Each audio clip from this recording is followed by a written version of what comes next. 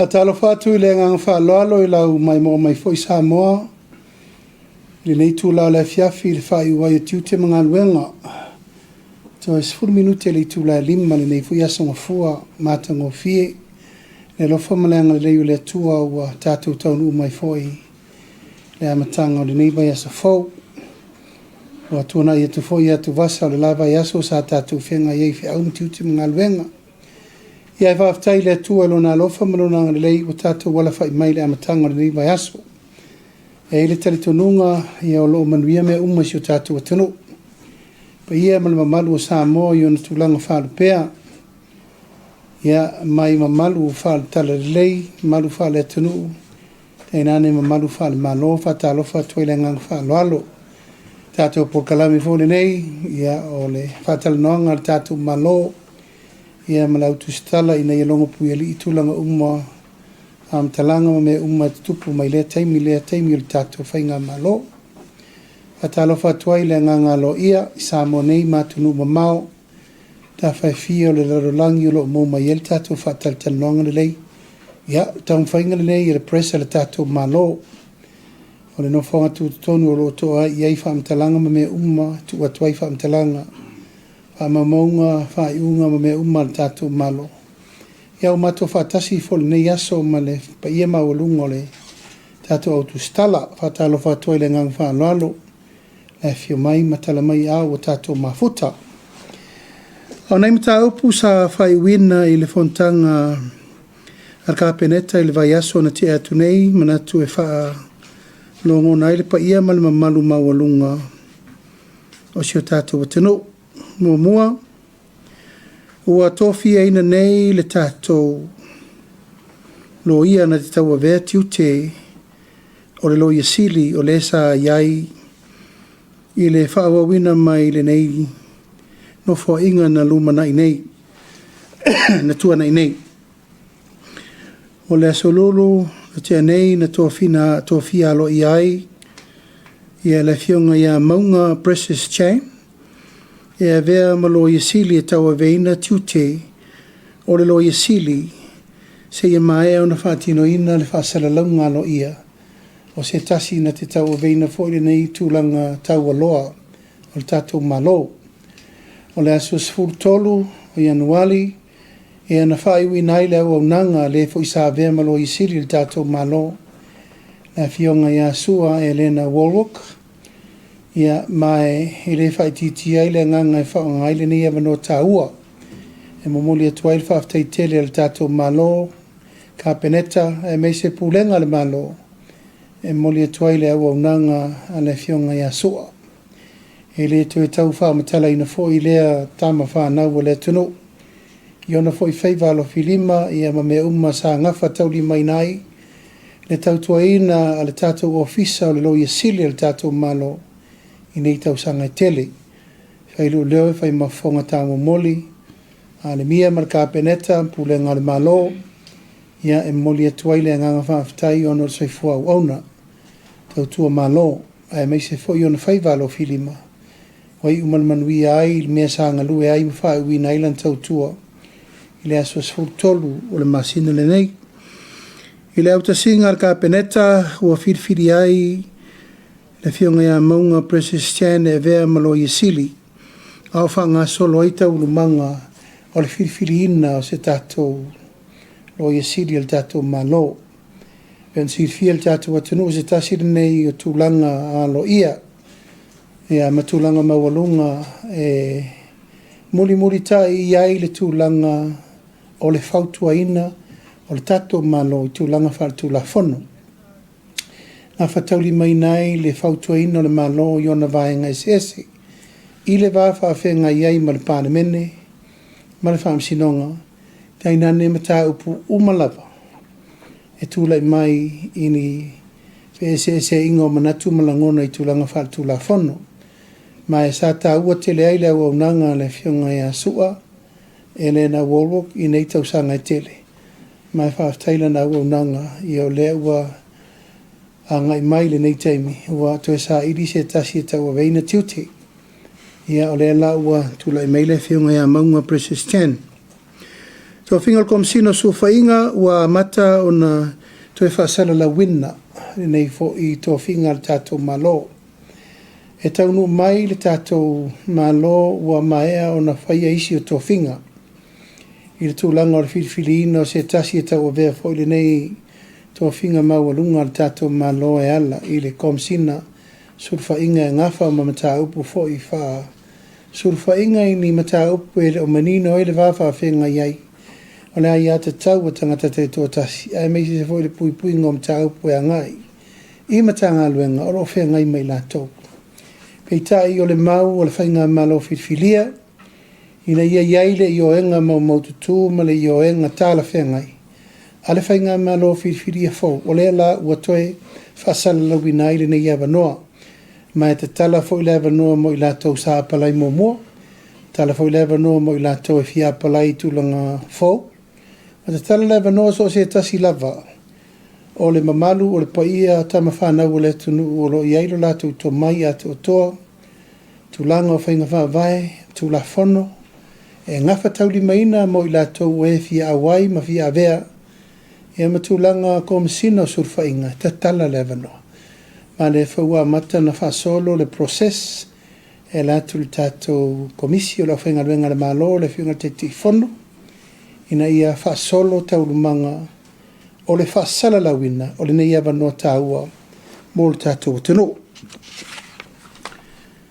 E whapea fo I le tūlanga o le tātou fufuanga o le tātou su e tusitala o le tātou malo. Peon sirfia ia ua maea fo I le taimi o le fo I sa vea ma su e tusitala o le tātou malo le whiunga e fui mono a whele. Ia, e le whai titia fwoi le nganga whaafitai le tātou mālor sui fua wauna. A le fwoi tama whanau le tātou tunu o lolo na taimi. O asasa mailo na sai le amataina le tautuahina. O le tātou ofisa su e tusitala le tātou malo. Ma o le o tātia nei o ngā te tonu o whiriwhiringa. E ala le stoe sa I lia o sesi a tātou su e tusitala le tātou malo. Iei fo iona whainga whaavai, ono le tōwhinga le nei, o le tōwhinga e anga I sa o le tātou palemene. Ma o ina fo I whai mai e tōwhinga I lalo, o le whautuanga le fionga le whongwhtalai, le komisio ngā luenga o tūra whantu mau, ia ma se whautuanga e watu le ao mamalu le malo. Ia ona whatula I eila I o se tātou su e tusitala le tātou malo. A tāua tele le nei tōwhinga. Ono I, e wā iri umai ngā luenga, o lo whea ngai ma le whono whaton. O so se sene apa e whao ngā, e mata ngā luenga whalapo pitonga le mālo I ministā ma le pūlenga mālo le PALEMIA ma le kapeneta. O la tau nei, e la tau te sueina tusi ia. Ma la tau li poti atu le PALEMIA, e le li poti mai I le PALEMIA ma le kapeneta, e li poti saoa I te PALEMIA. Ono le tōwhinga nei o le tōwhinga whalawawai, mai lalo le pūlenga o tōwhinga whapalemene. E tu sa o la latu li poti tai le palemene, so ai le pule a le palemene, I li poti mai tu ina mai le ofisa o le suetu Sicilia le tato malo.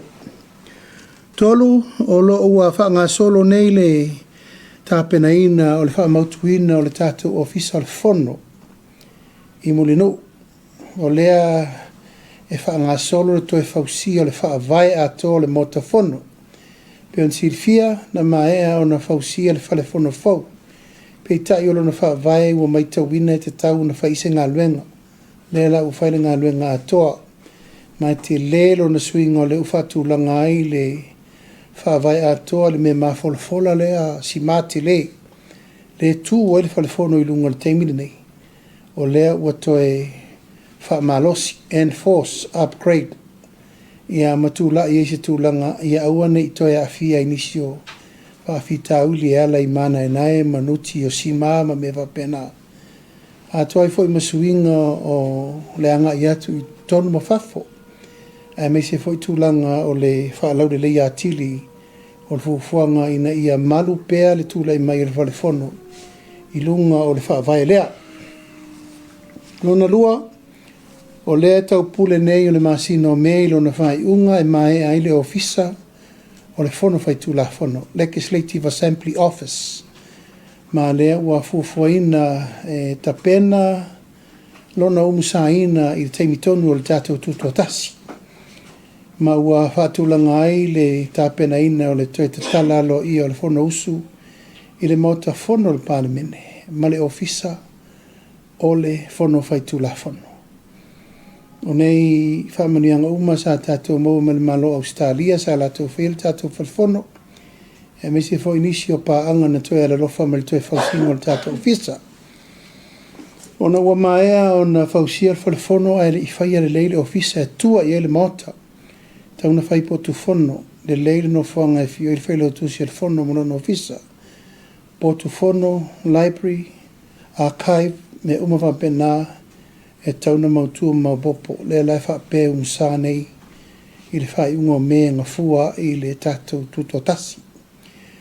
Muli muli i ale ofisa o le ua whatupe lava i le tatou atunu.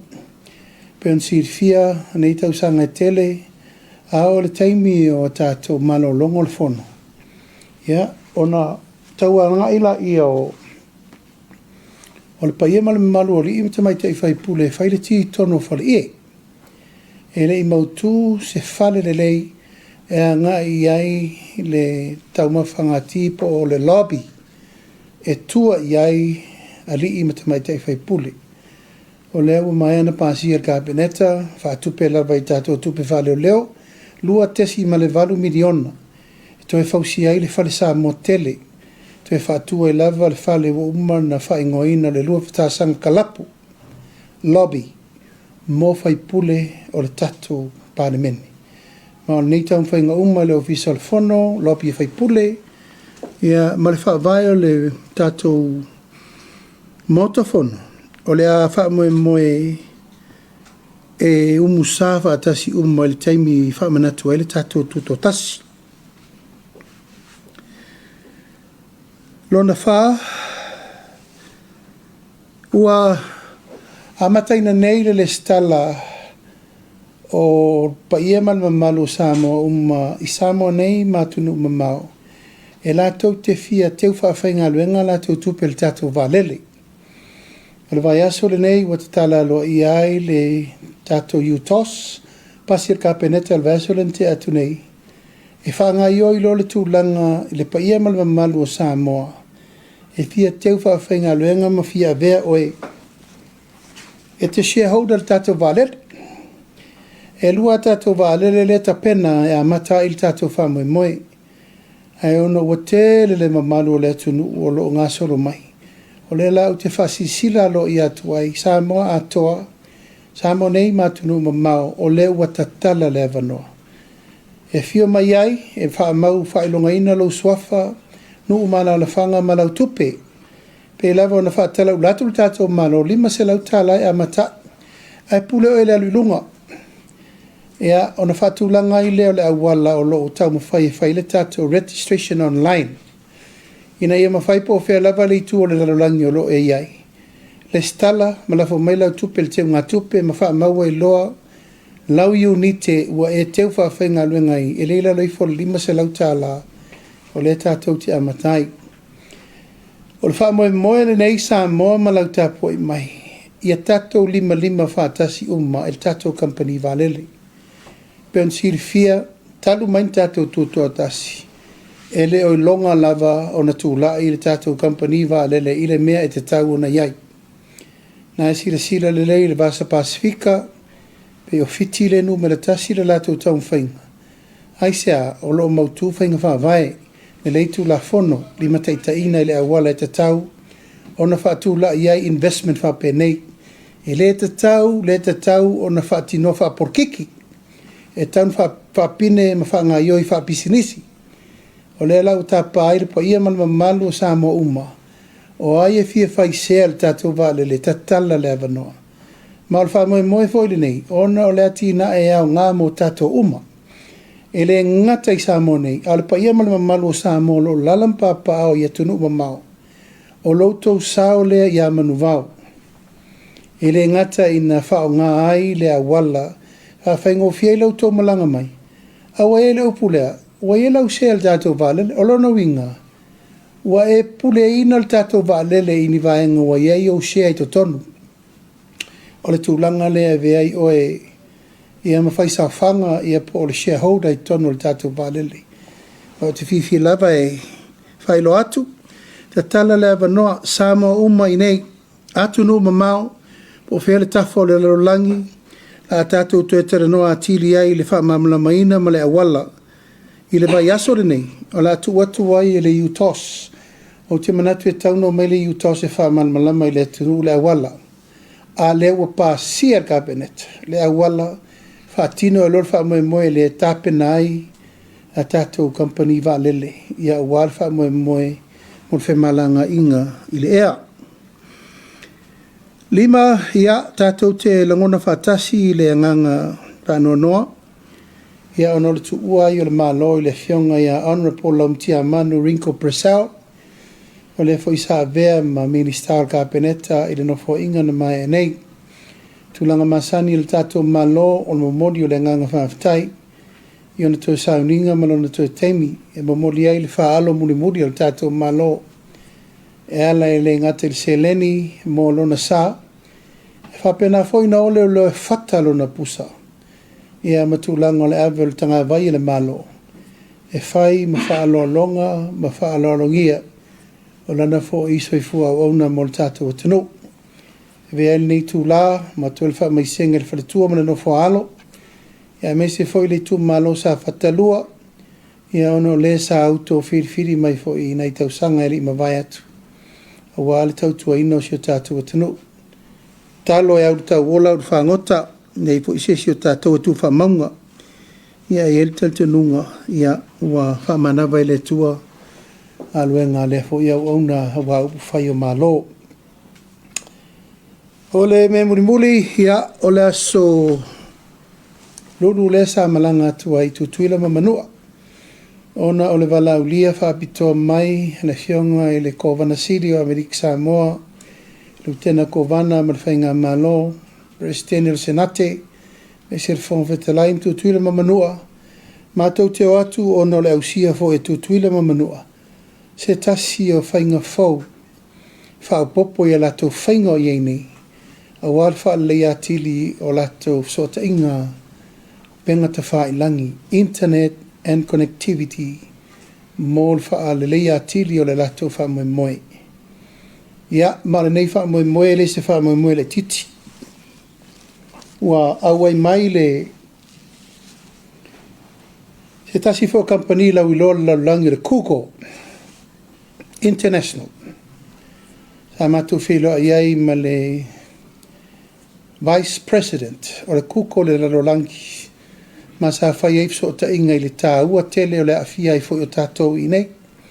O la usaini alo iar whea ngai ngā tutuila mamanua markuko, au wha moe moe se vai tau ia whepuali mati. Le anga i mai fo i mo tātou i nei wha mautuina.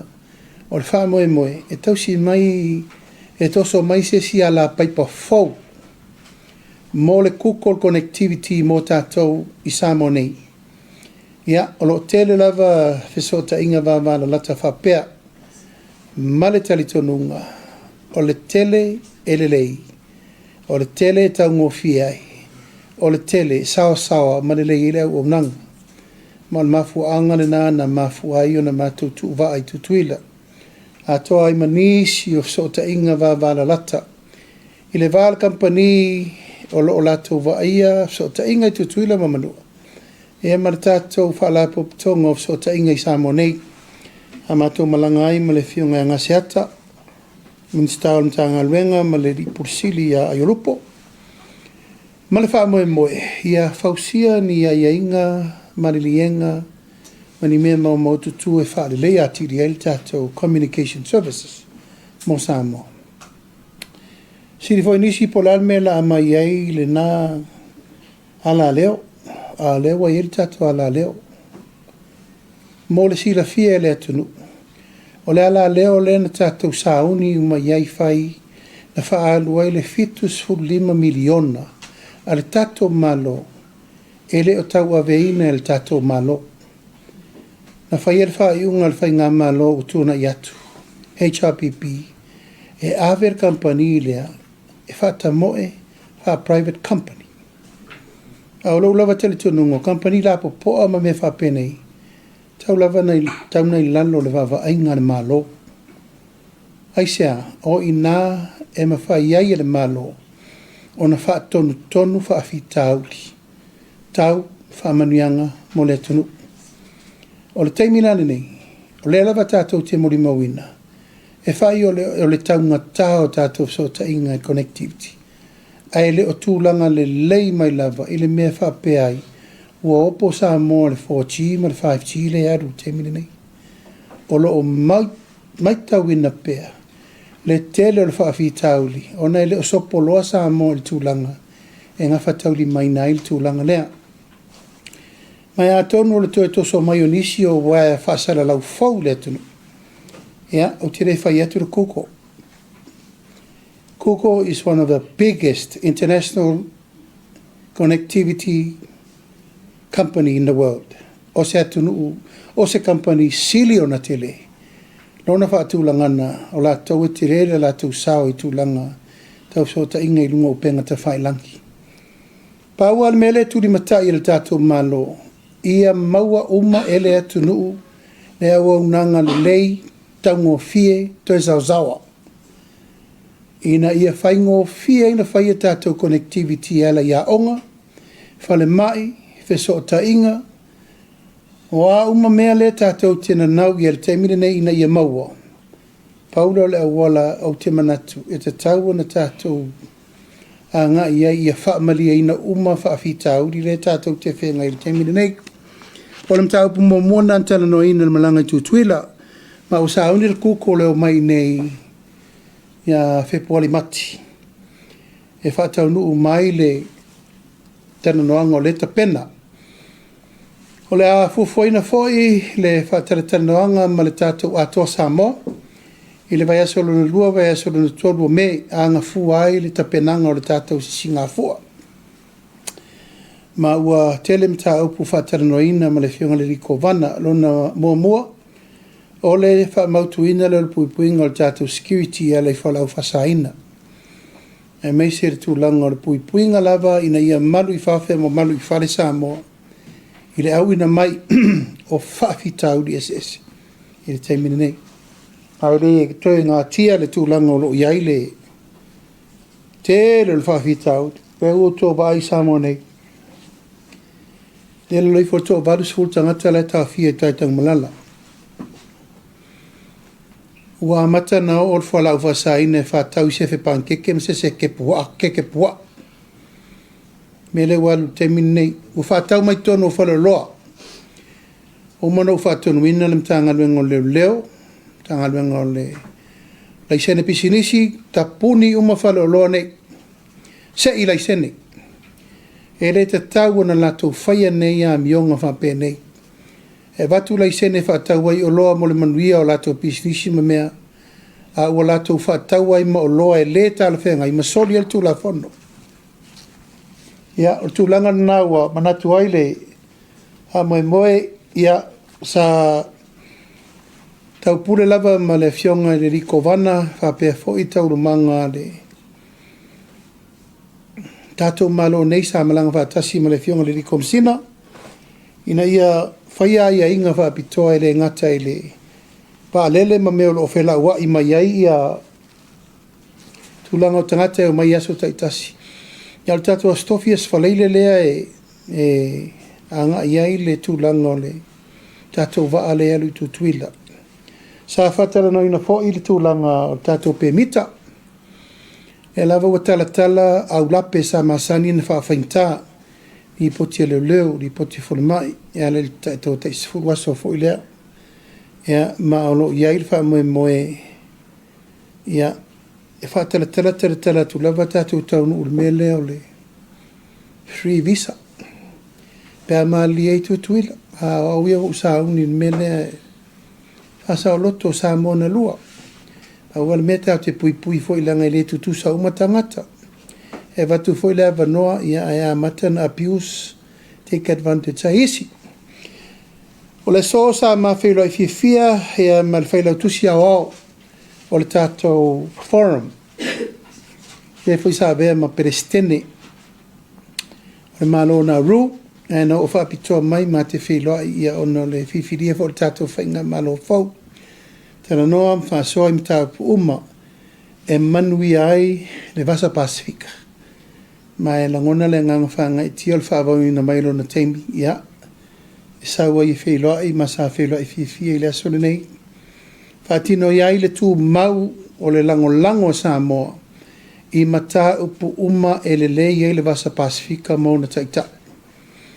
Tasi lava le whaafitingo a leanga i a maua le while mo ngā lue whaatasi ma maua le tūlanga o le wheo o ea. Tei umo le Pasifika ma le manu lau tila na Samoa tātou o le atunu na moa malai e le tūto tasi o atunu umo le Pasifika. Ma e tau fwena la mua Samoa i le tūlanga o le wha mautuina o so tanga wawala lata nei i atunu umo le Pasifika. Mai o le sa whatau nu ua inai le whono na inai le ofisa. Le so foi na tau nu mai ai le pulenga al tātou stakis mai Amerika Samoa ia ele ngā tia o se tasi fo dineo company o loa lana ngā luenga le lei mo Samoa. Ela le awina atu o tātou tangata whainga luenga mo Amerika Samoa. O lau lava mau e siri atu le manuia o ngā luenga whaavai teimi i tutuila ma manua. Nei lo se si ame o le lalolangi. Mo mua e le lei le tupe Amerika. Tasi tupe Amerika i o e la lata le toru tā la, lua tā la ono fitu vatu. Unono winga i le whaatu sa tuaria tu lau lava tupe Australia ma le tupe New Zealand. Al tupe Amerika e te lelo na currency, exchange currency mo tātou. I le ngata i lea ia o le whaamautuina lava o le ngangana tata Samoa ia maratūlanga le sotanga no le tolsu minute. E le mamau te le atu. Alatu ai tutuila peia o lai Samoa ia e alatu le Australia ma New Zealand. E latu e moa i ata o le mea. Asu solo whare kalapu. Ia mataunu i mea sa le masani ei tātou nei. Se ma le whai unga. Whai le mea se local whalpui ale o le nā. Ia tu lou lava ua whano i le ala.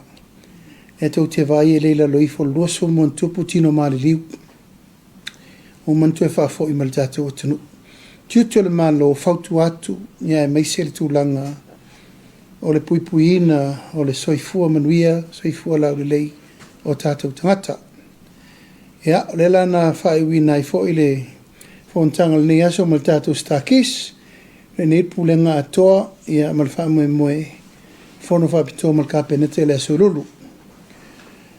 E whono le tātou pāle mene le aso atai au, o lea ua whaatulangaina le whaamue moe, ia e whaaua wainga luenga le tātou pāle mene, a wāle whaamue moe o whono uso Samoa, tulanga masani peo nei e pea tātou whonotanga i aso, ma masina taitasi. Mai o le whaatulanga i pea le tūlanga o le whaamue moe lea. Ina ia whaawau pea le whaangaioina o le tātou pāremene. Ia e meise fwoi tūlanga wāle tau e veino ngā luenga mo le pāremene. Ina nei fwoi masina. Ia, na manatu lea le au TUSITALA o tātou whaasisilanga na. Manatu o autou malamalama uma. I le tu e tau whesiri fwoi sesi. Ia le uma malama lo tau whina ngalo wāle. Mo mo le tātou ngā luenga. Ai mo le atu le ngang whaftai te le Samoa le fiafi. Ia tau awe me ina o le tātou pokalame. Ai la tātou tala me whasolo. La whatu la vanoa, tātou au TUSITALA.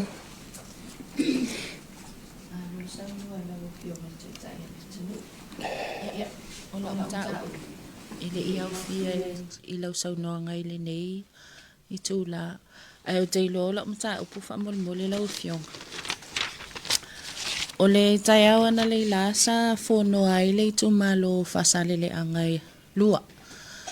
O le ua mautu vo ila ia le fai unga le ale tu malo atoa sa mato awai atu ai. E le mana na o ila fionga ia mangele se katifia o i e avea matai fono o le ofisa o fono whaavai o le tu malo la o fionga. Ia o le unga la le ua taatia ia le fina ngalo le tu malo. o le ua manatu le a savalia mai lau fionga. Ia e mamoli mai foi ia le whaiunga wa au tasi ia i le tu malo. O le fesili la lau fionga i le taitai o le atunu. O le asau sila ia i le mata upu le a whaasali le anga wha molmol. Leu te loa uma o na sau no manino ia i lau fionga i le vai aso o mawai. Ia e pe wa ala o na toe fesilingia o na o le asa whaile fono le tu malo i le tai au na lila wha molmol. Aftai, o le mea siri ma le tāua. O le ala whapea mai mate whiloa. O le mea mānei ele nā. Manatu na ona whela ua i au tala. Aile i ese teimi a fio mai le pa i o le tu malo. E wha malama atu fo le pito le malo. Le tu malo lea. Tasi le tu malo e ese le malo si o le ngalu o porkiki. Na ia fia i tonu. Mai e le titi le mea le a fia o le o lo fili atu le malo. Taula na fia mai la to umai. Fea tu fo i ese tu o lalo le malo. Wha malama atu ngalunga lea e le o manino le teimi le nei. Awa tato vaina le social media matua inga le alu. Te lea ia le mele o malama i le tu malo. I le vaai, tilo, tangai, ma le mea o loa nga i le wha moe moe o le vasili. Po au fia umale tu malo na tau pule pena o iwa. Wai le nau iwa le tupu le whavelave i a mangele. Ai le ia leo mai si wha lepo o feo ta oto mai i le fina ngalo. E peo na whai atu. E le whai tu au. Pe whai ele malo se whai unga le anga i se tu malo. O le lava na watu leva noa e wha atu langa i la tau. O e fia au ai i le tāpenanga. Bod whiwhirina o te whonu. Ai ua lava lau sau noa nga te whape mai o leo mai le tu malo. Manea. Mai se matu whale. A mai mamangele ma mai la tau na whai au masusu engo tua inga ia. E la vea ai le o le whiwhiri atu le malo. Ma le mafuanga fo i wale to e whiwhiri einis. Ona ele i apalai le lato sui whai pole.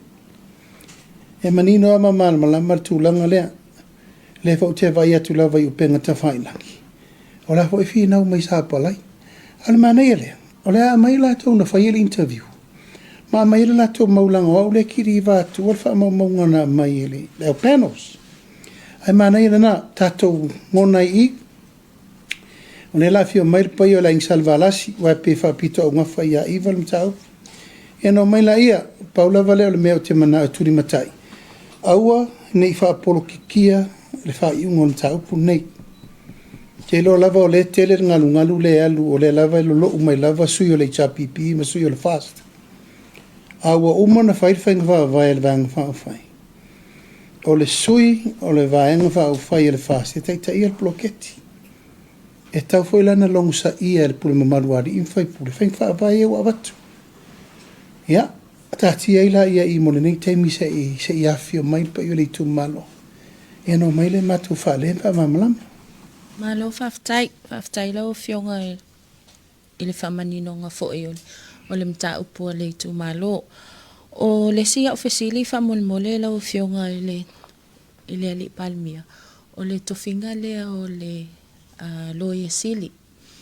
O le ua pe wa nginga na mua tu lava ona break atu il newspaper al Samoa Observer. Le avo lau whamaunia mai lau fionga il nei tula. Ona tula i mai eila ia o ni fesili walangalanga ai ia finangalo il mamalo le atunu. Ona ile oto e namalaina. O le afionga ia maunga. O se tasile o lo ia sa tu malosi.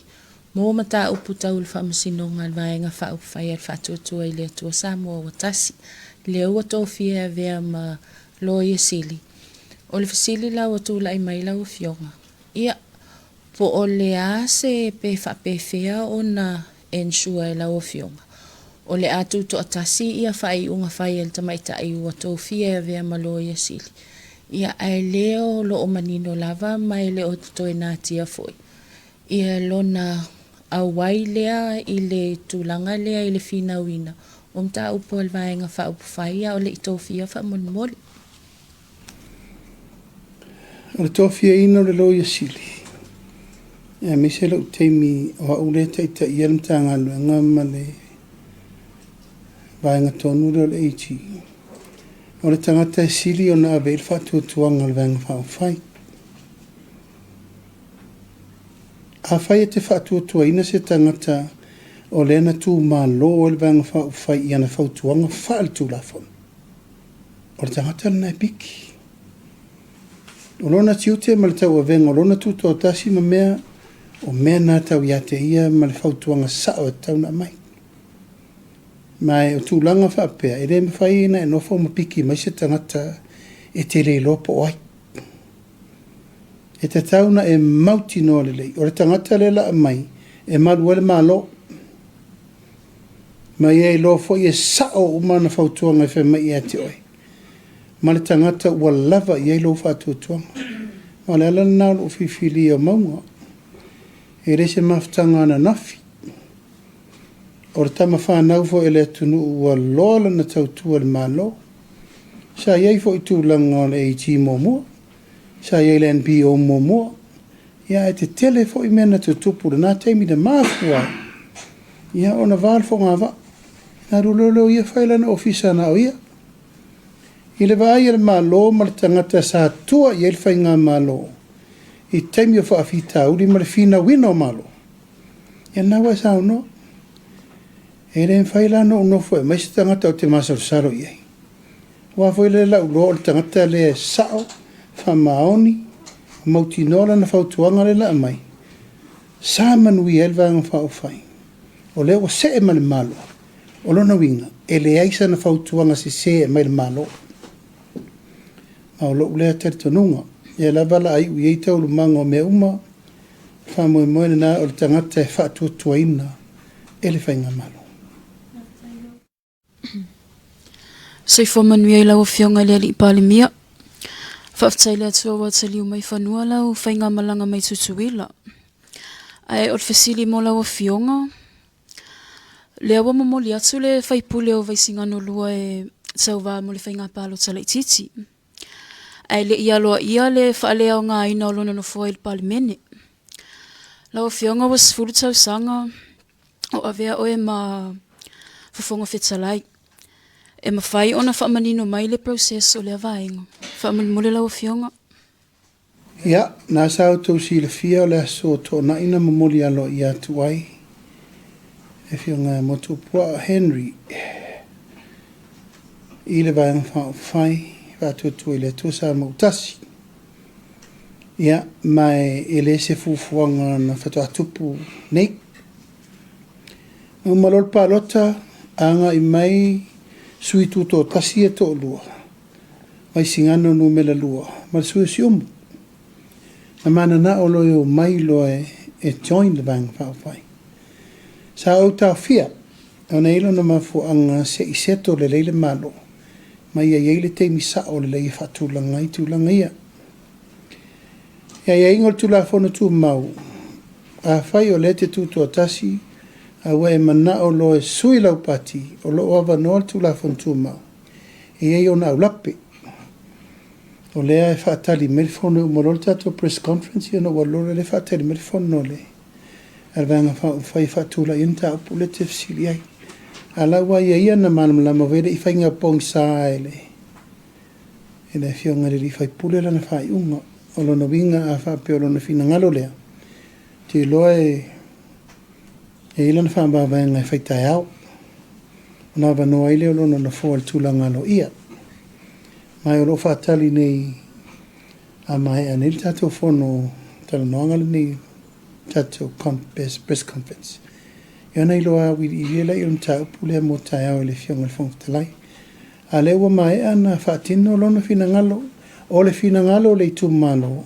E sauloa I nei. I le whaaste whaatula ngai o na tō whinga. Ia ma avea lo matangata sui alo ia. E le toi umain mele o le sau wha irungo lau papo whepunga iei. O I, e mautino ai le tangata ua sangatonu lono whina ngalo. I re ngalo pesu a lua pe ti e runga lau pa. And don't go where the tree falls. Confirm loa, whatau nu loa. Le lau whatau nu e sui vaisingano lua.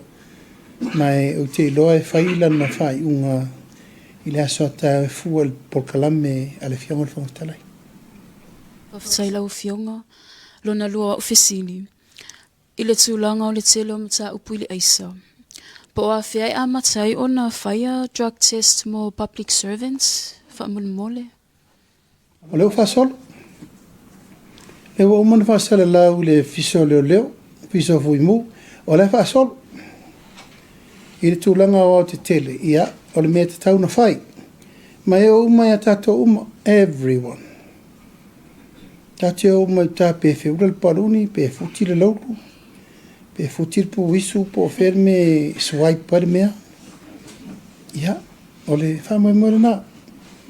O te whaftai atu al pelestene le, au whaita wale la iti le tunu. Le wawai atu a maile latu la lango, io, o le whamai mora na. O le whamai mora na. Ina ia la lango whatasi. Langa e ei taxi mauti noa ia o lato ua whaongame ia kiriva. Au alana I la vea I lato ia o soli tu la whanuma mea fi e ma vea vele fua. E lato o lo fatu langa atu le whamoe moe mo lato. O le tau pule atu le malor si tanga mo ave taxi. Ai ali ali mai la me whapea. O te leilo la pola me la whai tu langa lea. A lea wa umana iei le fufuanga. E tauna iei si tanga mo a pasi ma ave taxi ma mele mo lato. Alo winga ir kupe vavele wa kiri vai mele o fa kuria la uri ir mele o vai atu. Ia, na fa pena atu. E na ngona foi le nganga fa tai o le fai mai nei Samoa le fono te le lava to ina umo le kalesia e fa kasa. E o fia ila langi ato ma Amerika Samoa. Sa fa mato tofia nafi mato farsai el moto. Sui la fa longo le approach a fai fia. Wala unga mai le au telavou, ma le kalesia, e warn I le drugs. Ma o le mea tonu le sa mo o I whalupe o nau mati. I le whainga pa anga le malo ma le kalesia, I se taimi la tau te whaonga ina I le pule laa. E la unga I le upo le tua e ala I whala ufasaina ma mionga matanga. Ma e muli e toi mo ngā lofa I le sui o le fono le nei mai aso. E ngā iei tama umo le kalesia to ina Amerika Samoa, Samoa nei, matunu mau ma Australia ma New Zealand. O le anganga le o le tatou malo. O wa fo e ururu mata fo lau, le upu fola fola e ala I fola ufa saina. Ia, ana isi matou tofi nafi ia, langona le anganga whamama venga, ma le anganga o le ua apo e le kalesia. E le ngata in whaitau tatou daily reading yaso. E tutu mai e la mane mele e tu langa le au fai ke pua ia, ma le au fai whalai pankeke ia, ma le au lava vale ia, e fai I whaala feo e mele o leo. It's bad. It's really bad. Ma lo fa tai sau no lo fionga. I fa sile tu langa leo leo fa salawina ni si fo io, wale si fa salawle. Le filfilio le tofa apule su tu langa ile to finga le sa ia na nai. Ai se mai o leo fo ia mai ta watu ele o pa ele o fe le sau nanga le fe finai se mai se sau nanga pe fa ma ni le tu langa le Me al ni ta te popole le mele le tala oso tala ole a vorestala ele sa ole ma ole lo mala fa tel nonga pesta to si si mai pesta is next on the line ya le la toso mai le mele I Ele fai sa ma utala mala fana ule po la la to fina ngal. Tu lo la vale o mono fa taiana nai. Mala na foi o nang. Ia a tatio pel tu la ngele ya se si fa pe ato to. Mula fa taiana na o nang ai meu. Se se na tala. O te le filia le to fa ya pour le ver ma press. Really le tato press secretary. Ele ai, o le fa solo po o tangata tonu tal fe ngai la tau ro fa nga lenga te mini mo fa mai moi au te le lo foi po ai tu lo lava o le ngutu oso tu lo lava wa mafu ai na se fu na tala fa fonga me le tu ai le sa o le ile va en ala vala le wa e sa no ia I ono le pe e liki mai whamtalaga. O lea se silasila lo whionga mani. Po se tō wha lo whionga le mele o le ui mai o whamtalanga ia le pei e liki mai tua. Au tangata whainga luenga le maa. Ia, o lo o turi matai pea. O lo o turi matai pea le tūlanga le langa e maa ne ale le tūlanga le mo le tunu. E o atu leo e pu e mai le au main distributor i o le drugs. A mai ala tō telefoni. A lai tō tonu le Warren no usaini e pu e la tō. O la le mena. Internal matter. O la lono winga la i leo lai tō tonu. O la tau i drug stealers ia. O la tō le next on the line. Ale le angole mea. E alu umai lava malatou. Le fa solo ti e reita malo. Au le tūpito siri na danger mele. O le otu leo le fa tali mai. Tō le mele na vea ta malo peni amina i o. E la tu peni amina la e mal tangata le na fasiotia. O le mena e o i meia. Mai o le ungo le tangata na te wha la taina le malo. E o la woki. Ma tō te letu mamaina le mena lai whai susuenga. Tō lua nisi o leo lau whai susuenga. Awa ni wha pesa si le maua. O le telefoni na transfer i nai le me le telefoni al tangata lea. Lau maua. He will be out soon. Ma o tangata nei, tau na moria ma ve kaloka. Whatever rank they have le o viso leo. Tangata nei, o lo lato whaia le lango ino me se le tunu. Ma leo o matei tū le leile o viso leo I matua I focus le leile mele. E danger mo leo uma uvela whana umale whawe ia. Their name is on there. Because they are restricted, armed by the police. Alana le mele wai, wale ma se me toe malu. Le foi matei tū lava I lato o lo whaia le mele o le mama I tū o mele malo. Le o whai atu o le tangata na te whaalata ina le tunu. E o la wafu. Mai le se me fau. Le se me fau mele mai o le lava turi matai po lale aua le taun whaatontonu whalau ai. Ai ei ni suinga mani mata upo ngongo. Tato forum le nei.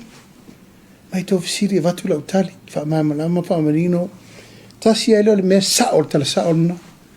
Ia leo se uma le mele tupu maitua. O le ai le ufua se tapu le observa. Le whai ia. Ia. Tu wai pia lai whai pia. Hei ama se ngau alofa ngau mata ua le mele sa. Whai fui whamtalanga, whai se isini. O manula I al malo leua e sau noi le whewhine ia tō lua. O nisi o leo fau po ni leo tuai a po ala fo ini. Tuai. Some of the trusted people say maua o te whaalia ingoa. Mai sole. Ana e vela o whatanunga komsina suspend. Whai suenga. Maua, charts whawhalpui pui. A vese malantanga alwenga. Leta tau unta intangata whapea la tu te whaalata ina. Intanga alwenga leo. It's dangerous. This is dangerous. Tolo mele na o inai tama mo inisio malul malo na mali liu. Me whapea, e atu os whainga lau whaatali mai. E whaatali mai na o lima le ai. Atali mai ma upenga lana leilo lea, upenga atu leo. Oila le pito I sirio na leanga le temini, o se leo. O le sa o whai to tonu, o le mtanga luenga o leo. Ai ona whaalata ina le soifua o leo atu e whainga luenga. So I will, oh yes. O te whailoa, ma le whaufatu o te leo toi alo al whaalau longa o lato, uma nei whai me varea. E lawa no whai atu, whale o tangata me tautia. E ua avela o whatonunga I le loia siri faula I nei. O I tā vale o I whale tupe me umata sei uma mai. Tupe palpala nei. Na e ola ma whai lato saurutonga I tupe le tunu mei e tauna mai lalo le malo. Te I longa paula la o ingo tangata nei. They fought Samoa is a free nation for drugs. Le ai. Aua leo lava vale le mele tau te alu te min nei. Oi la tau e o mai e whai anga whapea ma sa loto. Samoa le tunu e sa loto in tangata sori tu la whono whapea. Ai o le whaamui muna le ta pena le te min nei. Sile tula ngal fulumi diot na vele na mai ni usila mo tumalo ye le ba ale na paulia. Olena ye se fina ngalo se tasotina fa pisinisi mai la fia nga taftoala. Ele lavale se leni langa e ole soifuanga anto. Alena ma ua I fasal longa mai le tio ni usila. E na ole fulumi diot na talo sanga ina. Ele fainga ma lo lena se mvaya tunei. Le fionga le sa fa pito. O le fesili le o fio ye le to fa lo fionga o fina ngalo I lo fionga lana le wai pale mai wala vale se leni po le sa idia ba no mo ni si se leni mo le wala nga pie o le o langa anto le la ta ya I mana I tangata ye le afianga le no walu ai tuai te fito ala e va ai le tina le na sa fa ali mailo na ngaule mali ona ese fa man yang ali tu mano ye la to wa fi tu langa tau fi ngota ese fa manu yang ali tu mano ya fianga pisnis no wale vailan pisnis sa ole ti le la fiang mal mele fa tu langa malo ese fa manu yang mo tanga taitotas ese fa manu yang mo pisnis ela le tu mo tauna fa alu menna ne mol masina ne o mana allocate lay every personnel mal tanga matua tau matiti pepe lau vai e o voi lai tu langa I pisnis la fa vai AFIOGA si umu ma safata e ma tau mai to tonu fa pertala na 4 miliona le umana negotiate for now to start up the negotiation and ma fono mo Winston Peters ole minister na foreign affairs no tar sanga ya Winston Peters ole langa atole la no foi tato mo va ale tauna full compensation I le mea tāna whea ngai. Pole o mai tu e vesel la tō wha e whaise a wala le lei. A wani te le isa a fianga mo le siusio manga. Te lai wha solo is whatara nong. E istu pe muri mai. He assured me this is just the beginning of the 10 miliona lea. Ai o mai whai ngā malo I te tonu. Wa umana whai ngā whono ina le whai ngā malo le fionga sa whabitu. Nā le 2 miliona e ave mo sa whata. Ngā tō mai lo sui whai unga. Ave le se 4 miliona mo le tu malo sa fata ma si umu. Ta tiam tanga luenga le malo se tu saule stupe pe su fa miliona le muri mai. Ona fatu langa le pui nga luenga la vea I morsisio manga.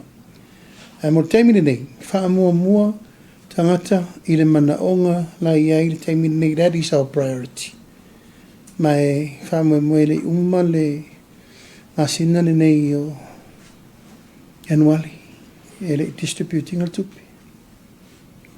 Muli lo fionga o la tamaisa te me mo se kom sina mtanga luenga malo ai pe fia vo ini solo tal sanga 11 no malanga fa lo pa mo. Sururi mai la to na apalai.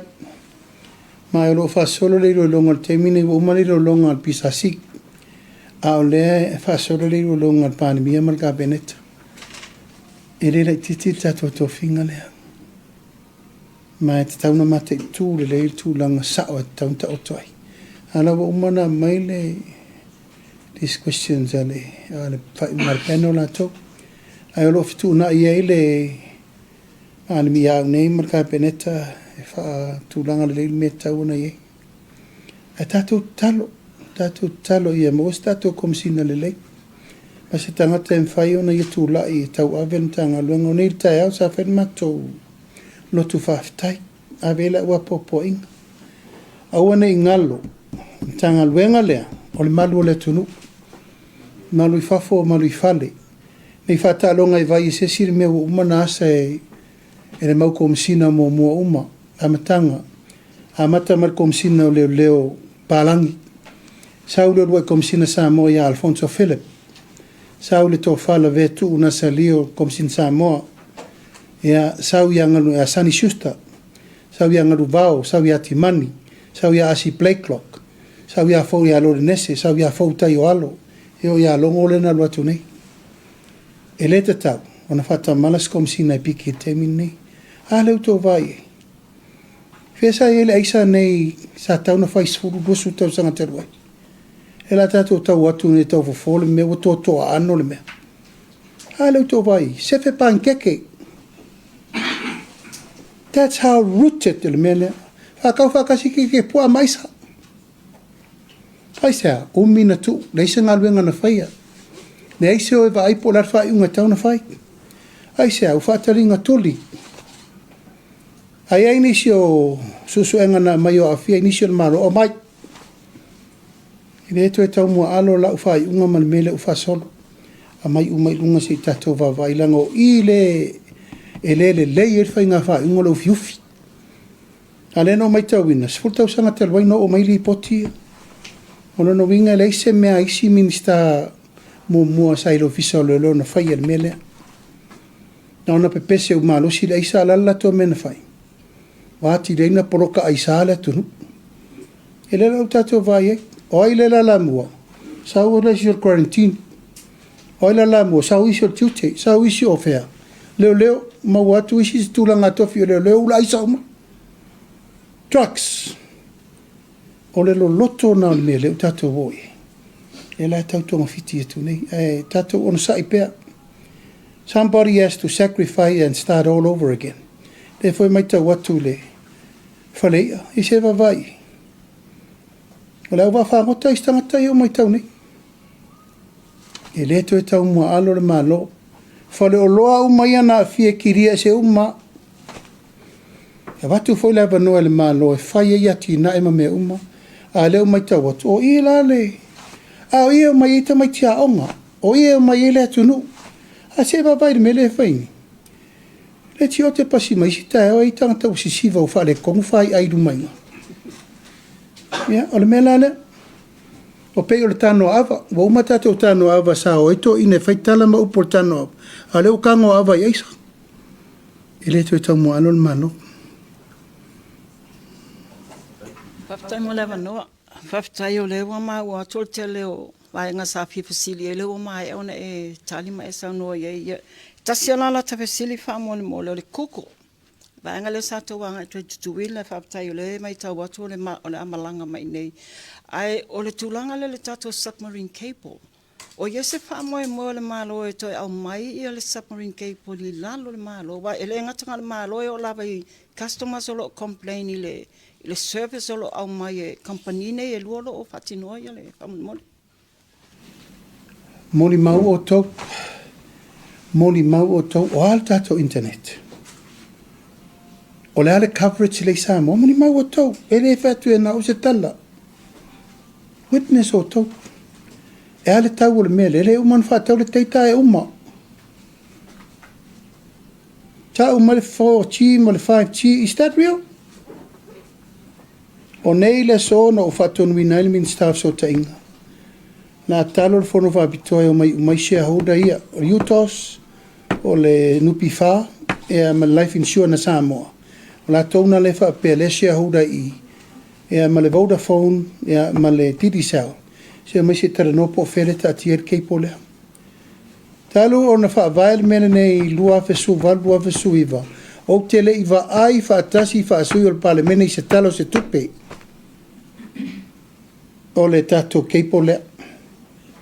A whape foi la le mai o na whape o private companies. E tauna mai lalo nupi wha po lalo le life insurance po lalo le Utos. Le la wa mea la stofi vaso ne fa mato fono vapto. O le fai ungol mele nei, toi fa foi mar keipo le lalo le malo. Se ser fa upunga, se ser fa utautanga na fai ei. O le fai mai e leise malo si angol le malo. The government has no capacity for experience to run a cable. Ala la mena fai ei. A mena fa alwe le malo, o fitu su 5 miliona e ti velo per i cable per fa pele i lo al malo fai. Ale wa umana avele pule tangata tu lau lava. E ia ala wali ile au service provider ia. E sa fa fai lunga i ole o sei o lo sa fa fai le retail. O la fa maoni o le mea. Le wa umana avele au fato nunga le vai aso le nei a nei. Min staff so tainga o ea umama i ame nano mai lai whailfono e ta pena le pepa fa atu la fono le malo. To e fa fo i mali keipo i lalo le malo. O ma foi no fato nua le aso le nei o e vai umal mele sa il post office, mele sa il telecom service o e to e fa fo umal fale le na e ta pena ile sota inga e tauna to e mautu mai tato telecommunication e vai le se tato fale. La wa ave le Vodafone le fale na fa tau ese il plus sky. A vatu el tato sa ke liti a vatu e ma ese tu mal malo whaatau le Blue Sky te whaatau le Vodafone. Le se tato gateway. La wai fiti le mea.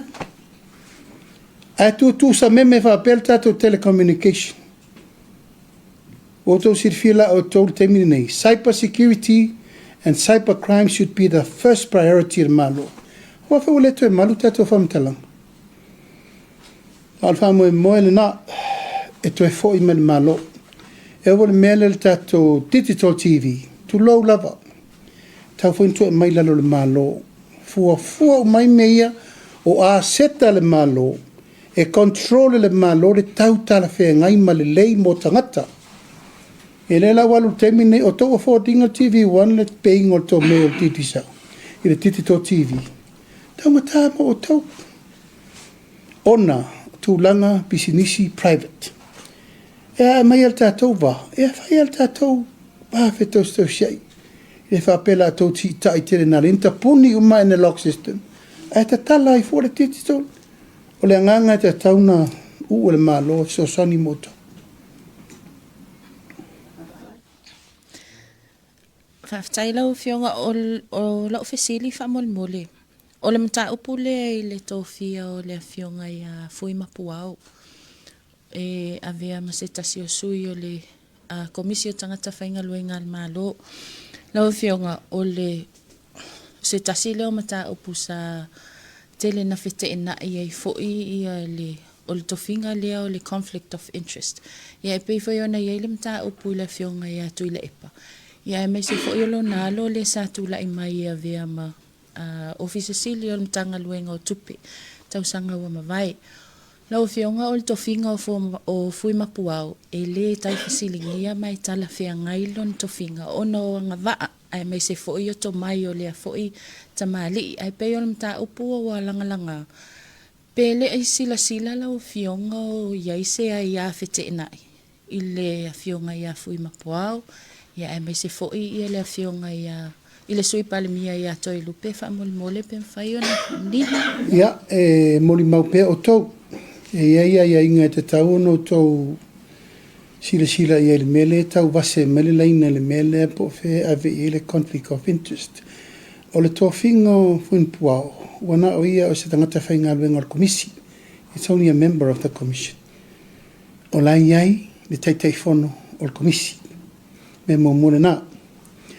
Lona lua, o le ese senga o mei e lua. Tu lau lava fo il mesa pisai fo ia tu le epa malonalu. Ia, o tūlanga lau te tele na, o le PALEMIA o le tama, ai pule le tari i tupe le tunu. That is a pure conflict of interest. Mai, e mawhaini wha tūlanga o le tama i lona tari, o le mele, o tō rupe malon tu o fine, o lona winga la, o la whaasala i la also i fuanga o puni puao, e re mawhaina mauaso na vanoi me va bea tūlanga. Al mea mi o tonu la vaia. She is only part of the commission. Tau awele ngā luenga. Al wha ataua ngailo la o le pule ma le PALEMIA. Whai o tau le whaapsinongon mea na. Al tūlanga la vaia ana whaapela e sau nei whaapea o whunpua o lau te fono. En tau tala wheu ngailo le tūlanga lea. A peo no whaatu father to a son. It's a bit different between brother to a sister. Ai ese foi mtanga luenga. A mtanga luenga ia le tātou te fsiringel temini. O le mtanga luenga tu pito le malo. E leini tu pelo te alpisasi. Pāua lato whai unga o le whiriwhiri e tangata whainga luenga. E whetau i mo le whamoe moere. Ti whiringo tangata whainga luenga. Sili muli a whamuli. Le sili tutulu. Nana le sa sili lau fionga ia ai na esau no mai se e totaliu mai Amerika Samoa ia ona mai la ia se tali fa mon e ol pasene anu pi fa mon mole la fionga Wa ke kere mano rol pasene Olo iai por kalame fa tati al tato mano ile lave ina or back to school it's come out pretty soon te musu e tau watu te futo o fasal lau skala se it's not only nupi fa It's not only no bifa. Ono iele me ono fufu el tato malo e tali e tua ile tunu. Whamama venga moa onga, whamama venga mo soifu malo loina, Me uma lava martau soifuanga. It's going to come out very soon. Ele na nupi fala, alusangi fo na nupi fala sasa pala ya kemiu. Pato leta pena le teimi nei el tulanga ole whamama venga mo tato malava ele ia onga. Te lolo nau lansa tamaiti, me pasese tamaiti, me lansa toina me vapena ia onsa. Onsa ia laeta pena, te lo lava o laeta pena le tangaluengo tupe. Ai leo te whai atu. E ile si angale le ilai muri mai. Ana whapena atu tau te pēsa iam tau tau mā te ia polea. Ai ona sa ise i tātou tau nuu iai ia no tau sisila lea. Tātou se muri pa muri. Whaftaila vai lau awhionga molo a manua. Ia, o lau fisili wha mole o le tūlanga foile tātou wati na ele le maketi sa valalo lau awhionga.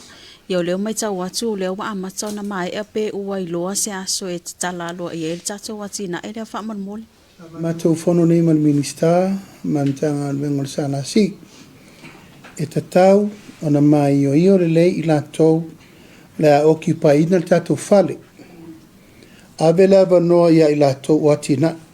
Awane o vai atu o iaini whai ngā kengi, po ni tangata po se kamai, po ni pisinisi o lewa na mata ala atu atu fo te whao lewa noa lea. O mana avela wapopo ingana ni minsta ia male tanga luenga sala si. Nona lua o le ata pena whaatasi el LTA, tanga luenga si siomanga, tanga luenga whainga whaiva, ia man tanga luenga sala si, e toi whaafou ato o le tatou ka pakare tua. Toi whauisi e tatou whale, whaatari pasi le lei, kiria e se male au whaakau trucks ia vai o. Ai sau ator fare fatari pasi sau atau mai le le falea. Au ana to ai se metasi to fai fa foi na lango na le tu po ne fa vitau. Avela to tonu e falai la ko pankeke ma kirkiro ai le camera kirera la fai con ma ke ki folia. Ina ia ona to tu la me se me fa pen au fa fo. E le tau unto to feleu tato vai ni le risk mo le la matia o meia. Ea ai o loo whaasolo taranonga tauna to risiol a toa le ka paka nei tua. Whaatulanga me tuoi pasi, whaatulanga ina ia le ngata ina matango fia tato maketi. Ai le leil tato pa stop. Ia, mori le ngang whaaftei tele, tato tusitala, whaaftei fo i moltou whaatupu manatu le nei aso, mai se foi le tu fasiri mai. Ia, o le tele lava o le fasiri o le marino foi nao tato mtaupu. Ai moli atu whaaftei tele le tato maftanga le nei aso. Ia, Samoa malau mai mo mai, whaamalulu atu se upo la vale. Tala foi ma tau whai pēa e whaamalamalama tu lango le whaamoe moe, tau whai e tu lava a le ofisa o le tato PALEMIA nei, e whiunga pe statu singa ma lau whenga luenga. Ia, o le whaamalamalama ino tu lango o lo tato taranoa mwhasoai. A tu talo i le tua, las falile a sau nei. E mai e nisi o fontanga le tatou kapeneta. Ia na toi mau atu foi leo nisi o a tatou whamatalanga. O li atu mo nga whai uma le whamanuianga, le fontele, auto ina uma, karisia e whakasa, i le raulangi atoa, i Amerika Samoa, Samoa nei matunu mamau, ia manuia lau tō whātō whala inga. Mai mo mori atu le nganga whaaftei tele o na le langulango sua. E alai tau whainga le tātou mano, i whaafi tau li uma ma mea ua tātou tau nuu i nei taimu. O li atu le whaaftei tele, tāpo inga mau Samoa i atunu mamau, mai se foi Samoa nei so se tawha e fia. Tātou wheloa i se taimi o mua. Ona whaasolo e leo le tātou Port Kalame. Ala nei tū la, whamanui atu mai manuia le whiawhi, manuia le whono usu, ar pare mene le aso a tai au. Whaasoi foia mai manuia.